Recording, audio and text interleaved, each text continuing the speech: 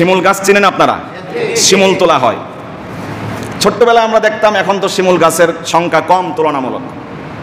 ওই সময় প্রত্যেক বাড়িতে বা কিনারা এক একটি করে শিমুল গাছ থাকতো, দেখা যেত। সিজনাল শিমুল গাছের যে লাল তার বাহার, লাল যে তার অবয়ব, যে ফুলগুলো ফুটতো, দেখতে অনেক খারাপ লাগতো, অনেক সুন্দর লাগতো। নয়নাবিরাম তার ফুলের দৃশ্য। শিমুল গাছের ফুলের দিকে তাকালে চোখের জ্যোতি বাড়ত। শিমুল গাছের ফুলের দিকে তাকালে তাকেই থাকতে ইচ্ছে হতো। মনে হয় যেন কোনো একজন শিল্পী তুলি দিয়ে, রং দিয়ে নিজ হাতে অঙ্কিত করে এখানে এটা স্থাপন করে রেখেছেন। সুবহানাল্লাহ। এমন দৃশ্য আমরা এক সময় দেখেছি বাংলাদেশে। এই শিমুল গাছের তোলা যখন হতো, ফুলের সিজন শেষ, তারপরে একটা কলা সিস্টেমে একটা ফল হতো, ভিতরে হতো তোলা। সৃষ্টি করতেন যিনি, তিনি কে? আল্লাহ। এর ভিতরে তোলার সিস্টেম করেছেন।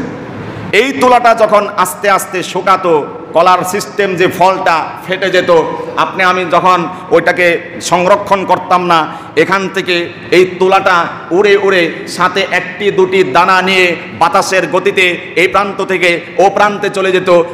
এখানে গিয়ে সে ল্যান্ড করতো, নামতো, প্রত্যাবর্তন করত, অবতরণ করত। সেই দানা বিশিষ্ট তোলাটা ওখানে গিয়ে আল্লাহর কুদরতি ইশারায় আরো একটি শিমুল গাছের উৎপত্তি হতো। কথা বলেন। বাতাসের তালে তালে ছোট্ট একটি দানা নিয়ে এই শুকনো সুন্দর তুলোটা চলে গেল এই এলাকা থেকে অন্য এলাকা থেকে, ওখানে গিয়ে সে ল্যান্ড করলো, সেখানে প্রত্যাবর্তন বা অবতরণ করলো। ওখানে আল্লাহ তার মাধ্যমে একটি উদ্ভিদ জন্ম দিয়ে দিলেন। সুবহানাল্লাহ।